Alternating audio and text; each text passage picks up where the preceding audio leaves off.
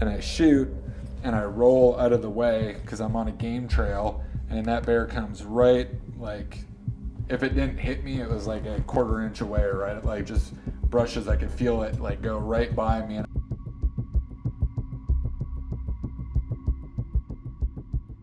So I'm Joey. My name's Cooper. We're with Alaska Lifestyle. Today we have Ben here with us. So we're going to be talking about an experience you had last fall with a bear. It's kind of starting out. How long have you been in Alaska for?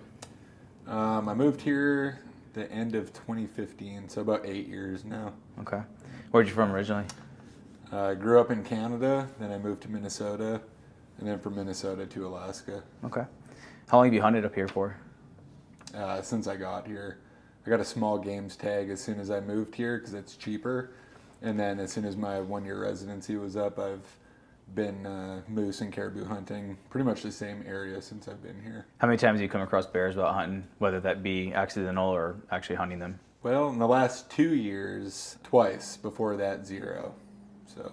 All while hunting, or do you have? Well, fishing. Came across one fishing, but it really was just like kind of basic. You know, the bear's just messing around in the river, and nothing too crazy with that. So like I said, got an experience that we're going to talk about, but before I kind of gathered some random bear facts from the internet prior to coming here, so I figured it'd be kind of fun to discuss those. Up here in Alaska, apparently we make up 29% of the bear attacks out of the entire United States, which I didn't know. It's actually quite a bit. That's a big chunk. Especially when you look at other states that have bears. So two main factors that increase the chances of being attacked by a bear is either going to be dealing with cubs or food generally. Almost 50% of bear attacks occur when a mother bear attacks in defense of her cubs, and 70% of fatal bear attacks are because the mother's bears are protecting them. So that's a big one. And then the other one was the food, which is related to yours. So bears become very protective of their food. If you're in an area that a bear has killed an animal or claimed a food source, which is oftentimes dealt with hunters, it becomes a very high danger area. And this could be anything from a blueberry patch to an animal. And it was interesting. I actually read something that in high traffic areas where a lot of hunters and people are out near bears or in the bear area, bears have actually learned the sound of a gunshot could mean food. So they actually could start going towards, if they hear a gunshot, they may know, hey, there's a downed animal nearby that can claim it as a food source. I would think the opposite, gunshots would be scary for animals, but right. I guess humans have started to teach animals a different way to get food. Well, with more and more people going out hunting in bear territory, that type of stuff to increase. So from 2020 to 2022, there were 6 fatal grizzly bear attacks and 2 fatal black bear attacks. It's estimated that grizzly bears are 20 times more dangerous than black bears. So in reality, grizzly bears attacks lead to twice as many deaths as black bear ones do. Some dangerous bear encounters are not reported. So, a lot of times people get charged or attacked by a bear. They may not be injured or severely injured, and they end up going home and telling their friends about it, but it never actually gets reported to the statistics. So just keep that in mind too. I bet you there's a huge skewed number there for what's reported and what actually happens. If you don't get hurt or die or anything actually happens, like, oof, let's go home. Right. Yeah, and yours wasn't reported, right? So it's just story here sharing it. So kind of going back to your story now, what time of year was it when this occurred? This was last September, so moose hunting season. Denali Highway season is September 1st to the 20th. And I think it was around right around the 16th or 17th of September that this one happened. So you don't have to go into too specific where your hunting spot is, because most people keep them secret. Right. But were you closer to the Cantwell or the Paxton side of the highway? I would say I was close to the center. So what kind of gear did you have with you, especially stuff that may be relevant to the encounter in the story? For this specific spot and for this specific encounter, all I had with me was I just bought a brand new Tika T3X light and 7 Rem mag, so I had that with me. I had my 10 mil, it's a Glock, and then my Vortex binoculars, and then I had these shooting sticks that my dad bought me last year. So they're not expandables, but they collapse up, like in sticks, so they're like 6 foot. And the whole reason we bought those was to shoot over willows and brush, so you could stand and shoot. So, and I had those with me. Yeah, speaking of that, what was the terrain kind of like in that area that you were hunting in? Steep, very steep. From the top of the ridgeline where I was down to the bottom of the river valley was about 800 yards, and then it was a mix of willows and pine trees going down there. Okay. Do you know what kind of bear it was when you encountered it? Grizzly. Did you hike in? Were you hiking in? Combo. I have a 6-wheeler, so I took the 6-wheeler up a ridgeline, and then from there I went out on foot. I got you. Yep. Okay. And then that encounter happened while you were out on foot away from the vehicle, or side by side or whatever. Yeah. I was where a side-by-side couldn't go, so Right, it was yeah. all on foot. Okay. Man, that makes it even more scary sometimes. You're away from like your refuge, you know, Oh, yeah. your get out vehicle, you know. So. Yep. Cool. Were you alone, or did you have anybody with you? I was alone, but had somebody with me. So we left somebody up at the top of the ridgeline, but we were split up because we were going after a moose, so we were split up.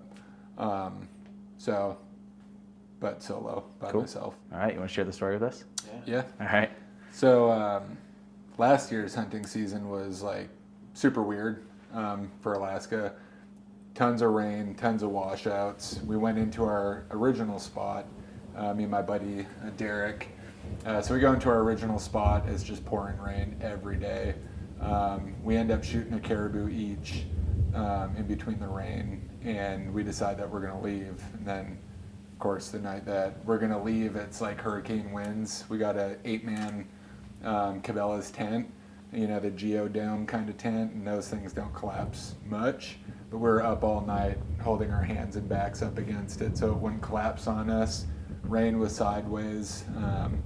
Wake up in the morning, or didn't wake up, morning came and it kind of like slowed down, right? So we pack up all our stuff, try to get the meat out of there, and our plan was to bring the meat out, take a couple days, and then come back for moose when they were rutting more, because we weren't seeing much for moose. And so we take off, go down to our first creek crossing, and that's now a raging river, which is crazy. So all muddy water, couldn't cross it on foot, couldn't cross it in a machine, so we're stuck there for 2 days.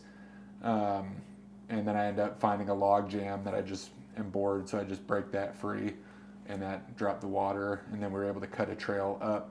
We had to drive up the creek, which is now a river, cut across, cut a trail back to the main trail.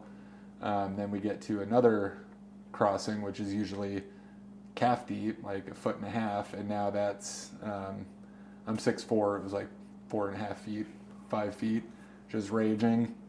And the funny part is we get stuck there, and we see a guy on a 4-wheeler coming down the trail, and he decides to go for it, and he gets swept down the river, catches on the bank, his 4-wheeler just disappears. Dang. All the way down the river, and we're like, what kind of trip is this? This hunting season sucks. Do you know if he ever found his 4-wheeler? No, because I went and looked. There was Oh, no. there was 4-wheelers, it was a boneyard of 4-wheelers, but his just kept disappearing all the way down the river. Oh, man. And so he had a buddy with him, so they teamed up and rode out. But I told him multiple times not to do it. He did it.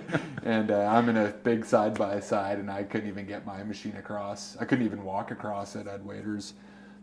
So after a couple days, I was marking the river. It drops enough, and I just gunned it, went for it, made it across.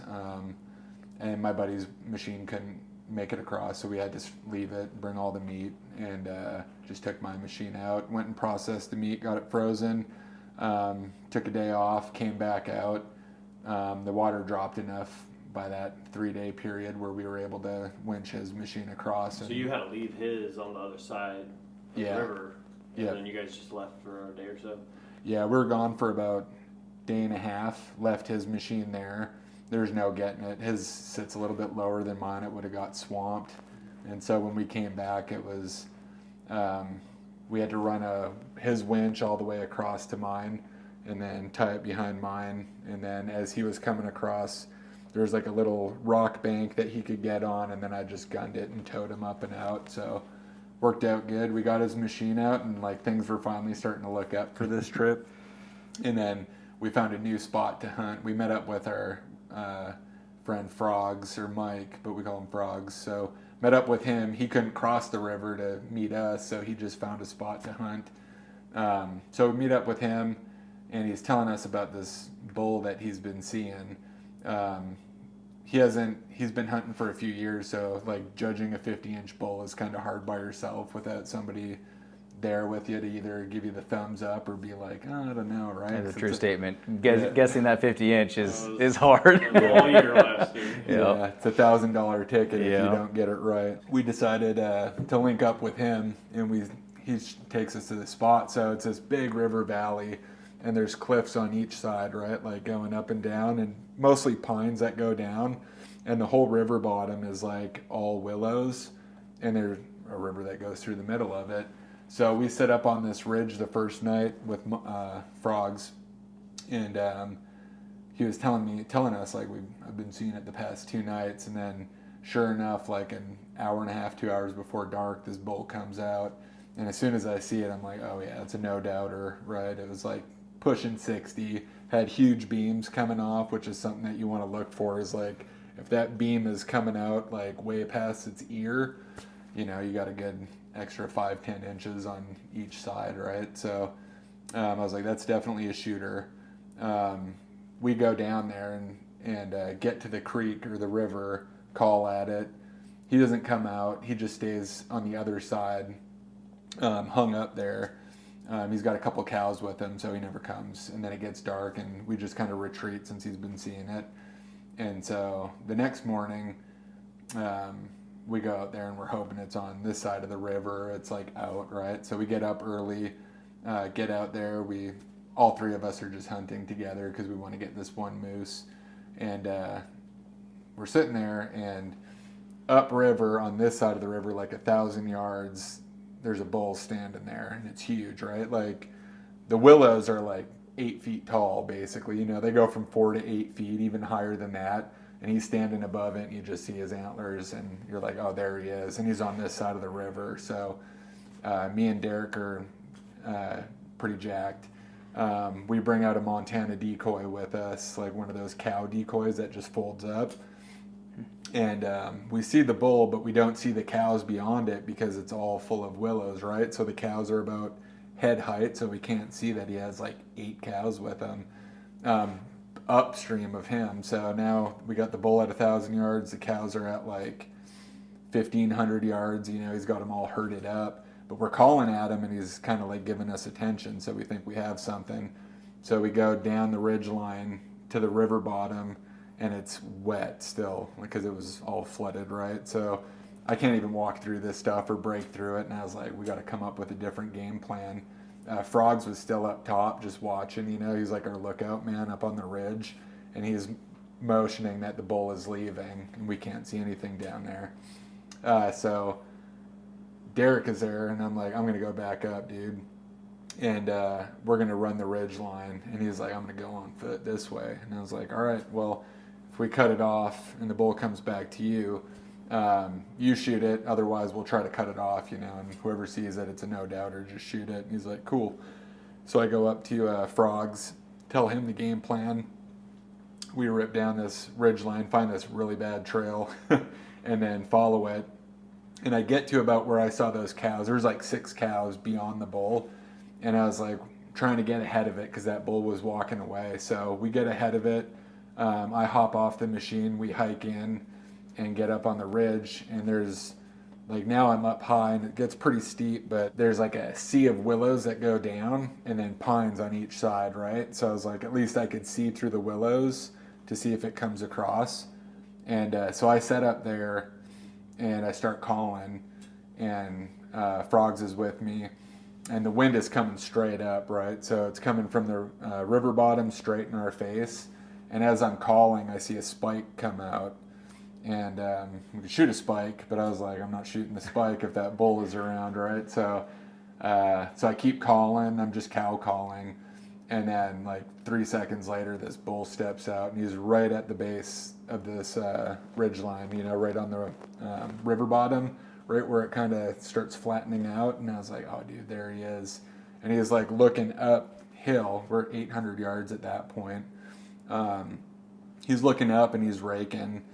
And so I know he's hearing me, right? Knowing that he's already fought off a bull. Forgot to mention that, but he fought off a bull the night before that came and challenged him, and that thing took off. So I was like, I'm just going to go like a bull after this. So game plan was down the ridge, there's a pine tree, and that's about a 300-yard shot from where the bull is standing. So I tell frogs, I'm going to go to that pine tree, grunt my way down, and then set up on that pine tree and shoot it.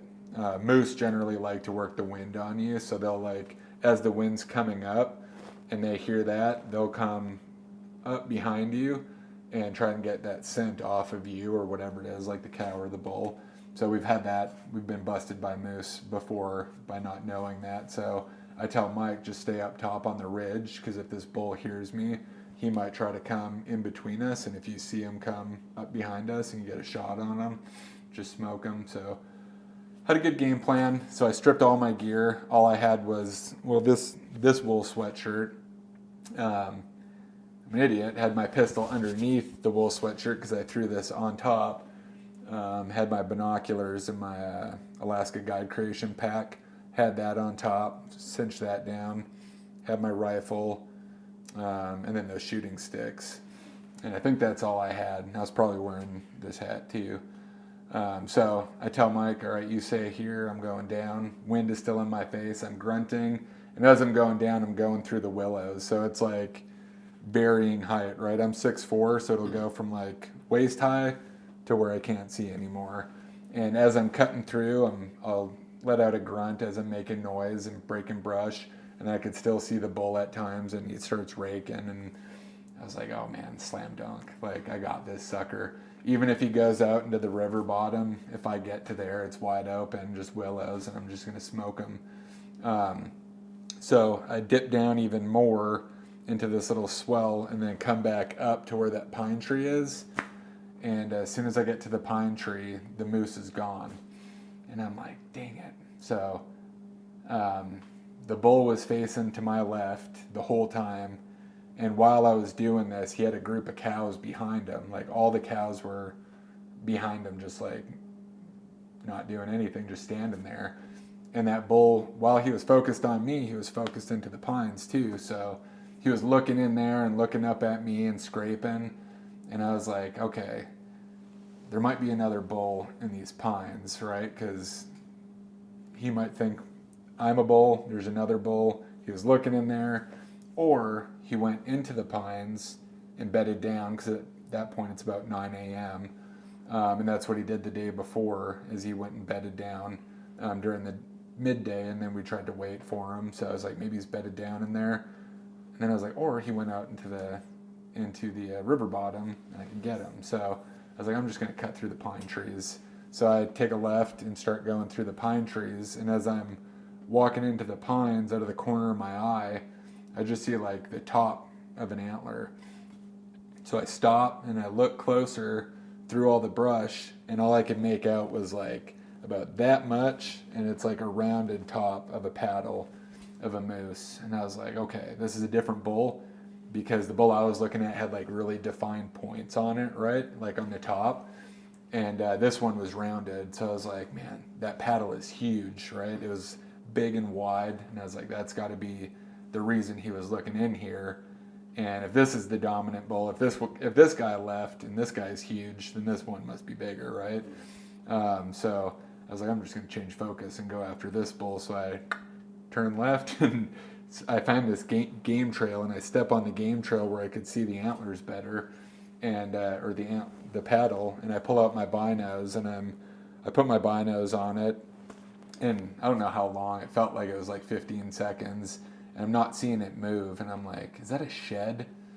And as I'm looking at it, because it's not moving, right? And I'm like, is that just a shed? And I was like, no, because like the back of the paddle was up, right? So I was like, a shed is going to fall with its weight down or on its back.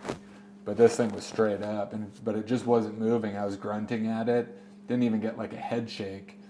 But once again, I've seen moose just be super still. I mean, the moose we shot the year before, same thing. He was laying there 50 yards. He didn't even move his head for like 20 seconds. But I finally seen like the antler just like move slightly. And I was like, okay, it's just bedded down. I had the wind still in my face. Everything was working. And I was like, I'm just going to go after this bull. So I put my binos away. I got a new scope, this Leupold scope. It's a 3x18. So I had that dialed all the way down to 3 because I was already at 50 yards. binos are gone, shooting sticks are out. So I start walking in, and there's a pine tree like where the moose is. There's a little game trail. Everything else is super thick, and so I find this little path. And so I get on that, and I start walking it. And I was like, once I get to this pine tree, it's like 12, 13 yards away. I'm going to get behind it, step out on the trail, and just grunt. And then as soon as this thing stands up, it's going to go back down. So I make it to the pine tree, get my shooting stick set up, step out with my rifle onto the game trail, and get my scope. And all I could see is the antler sticking out. And it's like a berm, right? So it's like, I'm like looking through my scope, and I'm like, I don't know what the hell I'm looking at right now, because all I see is the back of this paddle, and everything else is like disappeared, right? It's like, so I'm like, is this bull laying behind a berm, or what the heck's going on? So I'm looking at it through my scope, and nothing's really making sense at this point. So I grunt and let out a grunt, and I'm like, oh, and then as soon as I do that, bear head appears right behind the paddle. So it's paddle, bear head, and I'm like, oh man, I'm fucked, because it was so thick and tight in there. I was at that point, we paced it later, it was like 12 and a half yards, and I was in that close, and as soon as I see that bear, dude, I'm like, oh no. So I turn over, and I'm looking through my scope right at it, and its head is like, ears are up, its head is up, and its eyes are just like wide open, and they're just beady and black, and it's looking at me, and I'm looking at it through the scope. And after I knew I was screwed, I was like, I just got to shoot it, right? Because if I'm in too close. Like if I take off, he's on me. So as soon as I'm like, this is all happening super fast in my head, and as soon as I go to its head, he's standing broadside, slightly quartering in behind this moose. And as soon as I'm making the decision to shoot, he's making the decision to jack me up, because his ears pin right back, and all I see is teeth, and he starts clacking, and I could honestly see his the muscle texture in his shoulder, like it went from like fur to like him like flexing almost, and I could see his shoulder bone and like the muscle almost like right there, because he was a big old boy. And so my plan is, whenever I see a bear, is especially a grizz, like shoot. It was perfect. He was quartering in. I was like, I'm gonna bust his shoulder and try to punch it right through his heart, right? Like break his shoulder so he can't run at you, or run and try to hit him in the heart so he drops. So I go right to there, take a breath, and I'm on the shooting sticks, which I'm thankful I had, and boom, shoot it. And as I'm re-racking, I could see everything in my sights, and the bear just boom hits back, right, and lets out this roar. He's like crazy loud noise, and I was like, in my mind, I'm like, good hit, and I'm re-racking. So by the time I get back, I keep my scope on it the entire time, and I get this second shell in and get my finger back to the trigger. He's already now rocked back to his side in this berm that he's created, and gets back on his both haunches, and his momentum brings him forward, and as soon as his feet hit the ground, he's motoring right at me, and all I hear is through the brush is hoo, hoo, hoo. It sounds like a friggin' gorilla. Like, you wouldn't even think a bear would make these noises, right? So it's like making these noises coming right at me, and so I'm holding on it, and I could see its head in my scope and just hear it huffing as it's coming, and like subconscious thinking is shoot and roll, because I had that pine tree right beside me. So it gets like 3-4 feet from the end of my barrel, and I shoot and I roll out of the way because I'm on a game trail, and that bear comes right, like, if it didn't hit me, it was like a 1/4 inch away, right? It like just brushes, I could feel it like go right by me, and I fall into the brush. Can't even fall because it was so thick, so I like pop back up, only had one hand down, and that bear like is like a, you know, like one of those bullfights, right? Like do one of those, it goes and then it busts a U-turn on me, so I re-rack, and I only have 3 rounds for this sucker. So I get my 3rd and final round in, and I get up and I hip fire, so I'm turning, and that bear goes past the trail, turns back this way, and is coming back, and I hip fire through the brush, boom, and think I hit it on that one. I don't know if I did or I didn't because everything was just focused, but he decided that he didn't want any part of me anymore and just kept on going that way now. And I was like, still had no idea where he went, right? Goes that way. And I'm like, shit, I gotta go, right? So I take off up the hill. I'm an idiot and I put this over top, right? And I usually leave it unbuttoned once right here because I wear a chest rig. And I didn't even have that done. Like I was just so focused on that moose. So I'm reaching in here and I pop this button off actually and it's re-sewed on. But I reach in and I can't get it, so I just break down, pull the pistol out. I think I dropped my shooting sticks and just left them. Have my rifle in my left hand and my pistol in my right, running up.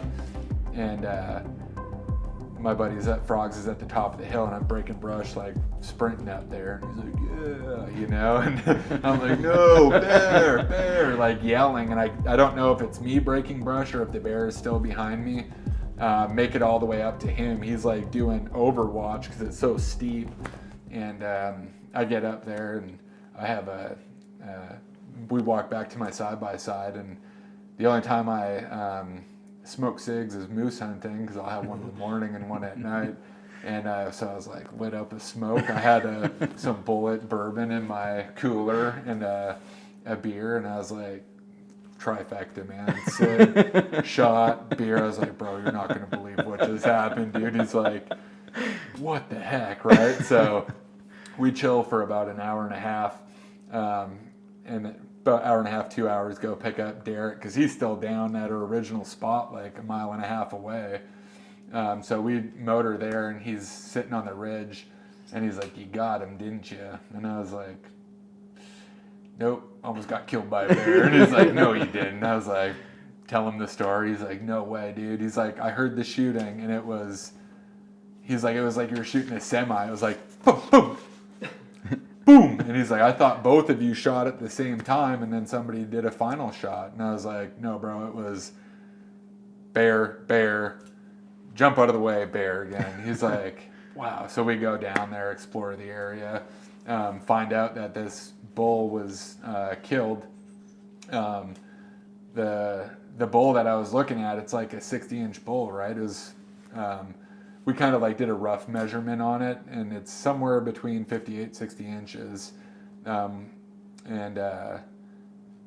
So what we're thinking happened is somebody like gut shot it or hit it in the rump or something, like injured it with a shot somewhere else, and it just made its way down the river and was hurting, and this bear got it because it was completely, I sent you some of the pictures of it, but it was completely like the bears cache their meat, right? So that bear had everything covered up and the whole site was like excavated.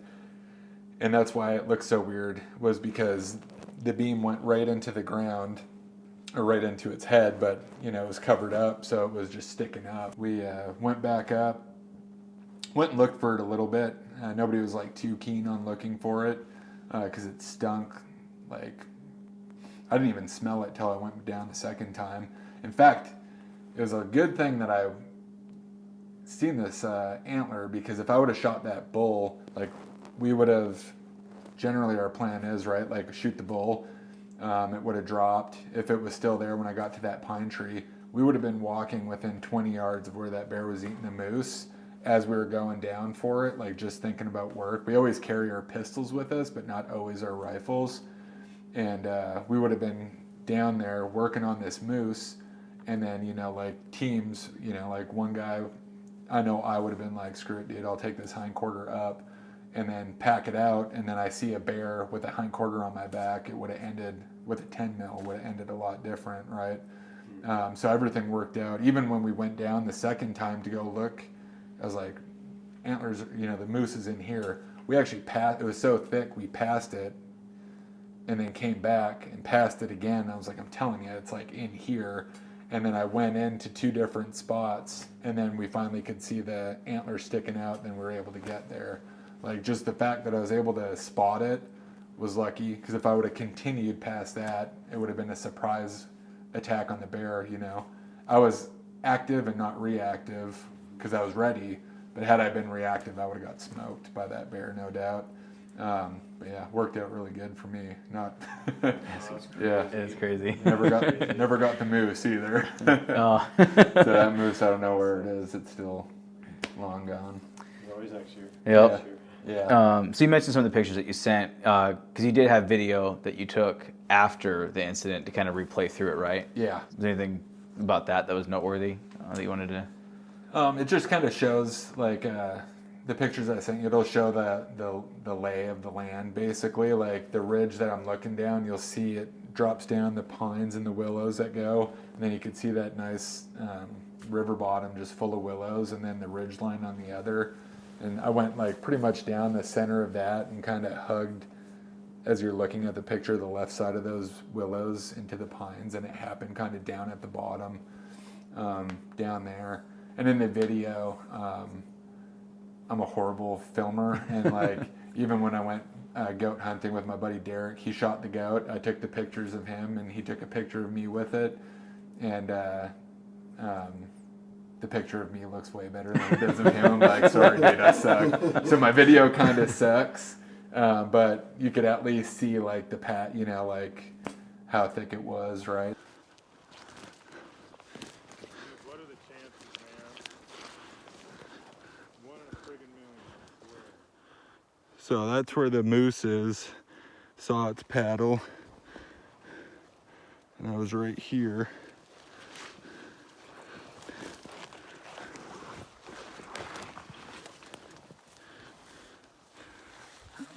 Bear steps up right there, shoot him. I almost fall over this, I come backwards, shoot him again right here, and then he went down this way. So from there, shot right there, he comes, I shoot again, he cuts through here and goes that way. Like you look in the tundra or look anywhere in Alaska, you're like, wow, it's so beautiful, I could just go there. Yeah, it's not hunting in Minnesota anymore, right? Yeah. You have to be prepared, you're breaking through stuff, so yeah. What a wild story. Yeah. Yeah. Going after a moose, and you're like, there's one right there. Nope. Yeah. A bear. Big one at that. Yeah. That's cool how you were able to get on the sticks and get down sight before you even knew it was a bear. Yeah, that helped You know, out. and a bear pops up in your scope. You're like, okay. Yeah. This is what we're shooting today. Yeah. Wow. Yeah, things change quite quick. What was going through your head when that bear's popped right up?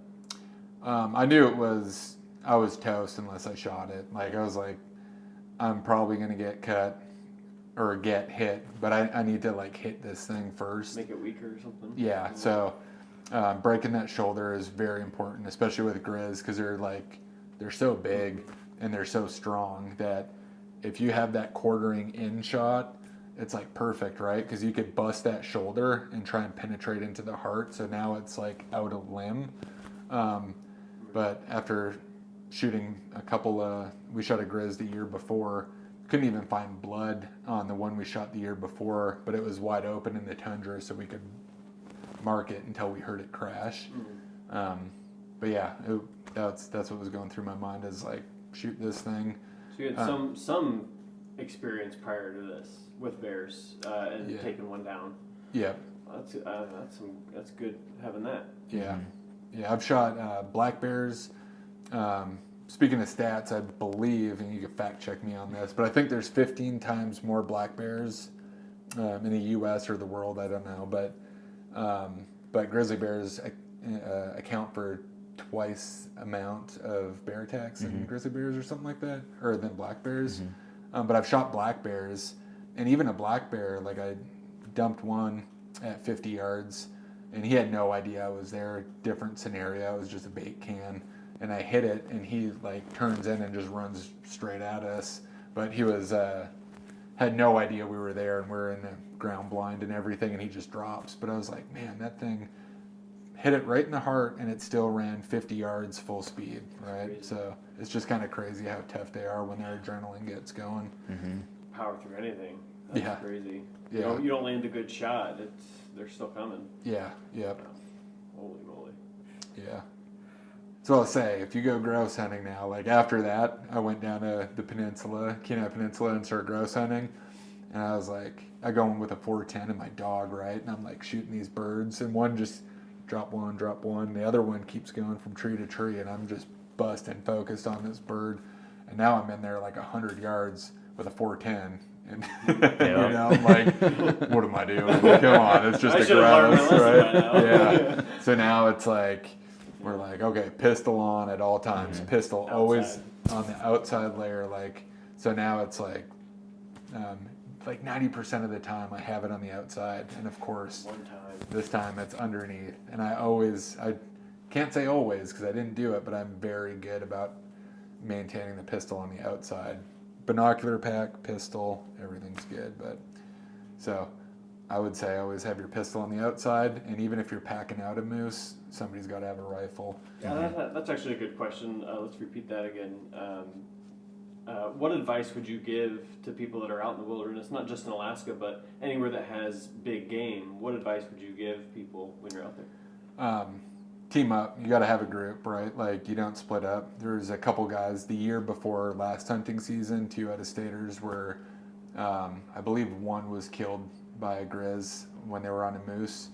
But they split up, right? One guy was packing because you want to be as efficient as possible, but slow it down. If you get a moose, you and your buddy work on it, get the quarters and all the meat away from the guts. So try and get it, even if you can get it like 200, 250 yards away, get it away and get it to a spot where you can see it as you're coming in. So you want to have a good field of sight, and then let the guts stay far away, because that's what's going to set off the most smell.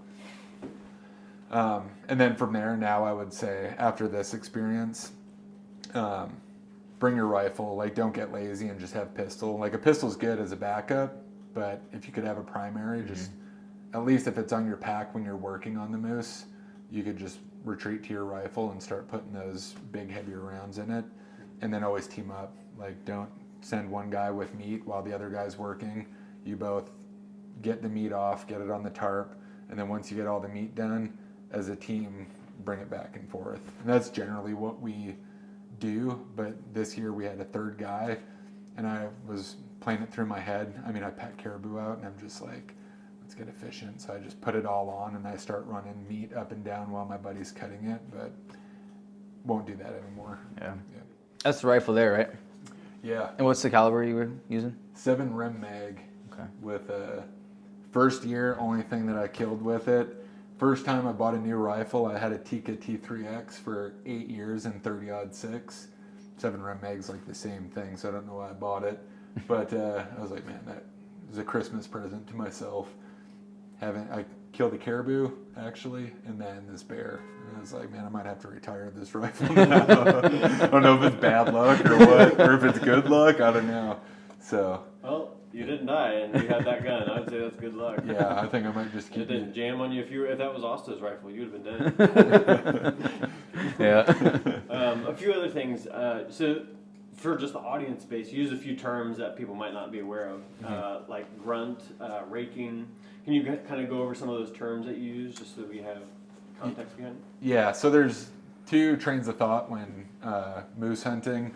And I'm by no means an expert. Everything I've done, I grew up in Canada, and my dad would moose hunt, and I would go with him as a kid, but I never got to do it when I got older. So I'm kind of learning up here. But I've done a lot of cow calling, which is like kind of like a long moan, basically, mimicking a cow. And I've had success with that, but a lot of people think grunting is better. And grunting is like mimicking a moose. They just grunt, right? It's like kind of like that.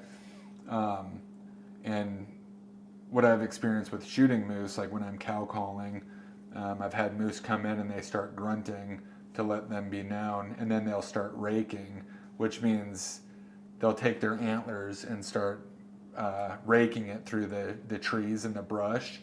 Makes a ton of noise. Like, it's like you could take a boat paddle and mimic it by raking it through a bunch of brush, and moose think that's another bull, right? So kind of get their attention, get them stirred up, go Yeah. check it out, curious kind of thing. Yep, and a dominant bull will want or his another territory. big bull, yeah, well, they'll meet up, right, and see who's in their territory. So it's kind of like you could cow call. I've cow called moose in from 1.5 miles, and they'll come in all the way up to me. I've cow called that moose, and they just look at me and disappear the other way. And then I've grunted at moose, and they'll at least stand up and kind of explore it if they're a big one. So A good way to get them to show you their antlers so you can maybe kind of gauge yeah. if it's legal or not. Yeah, and even grunting gets them to move and gets them to like get that perfect, because you want to look at a bull straight on. And some of the things I've found out, like if they have big beams and big paddles, it's a very good sign it's going to be over 50, right? So they're between their head is about 10 inches, but I have pretty big hands, and if I could reach my hand on the paddle or on the beam that comes off the antler before it starts going to a paddle, that's about 5 inches. So if I'm looking at it and I'm like, I can get a hand on each side, so now I'm sitting at 20 inches right there, and I just got to make up the difference. So that's kind of how my mind works in It's a it. good way to think about it. Yeah, and I've shot a 50-inch bull and two 52-inch bulls, and then a 58-inch bull, and it's worked out for me each time. So. And I've passed on a couple that were probably 50, but I didn't want to gamble on it. I know that feeling. Yeah. A lot of that last year. Yeah. Actually, we learned a lot about moose hunting. Yeah. Yeah. Absolutely. Well, we appreciate you telling the story and being on the channel. We don't have a lot of cool merch yet, but we do have some stickers Oh, for sweet, you. thanks. So there's a couple of those. The white QR code does not work anymore. Yeah. All right. I'll put that one on my freezer with the rest of them then. Cool.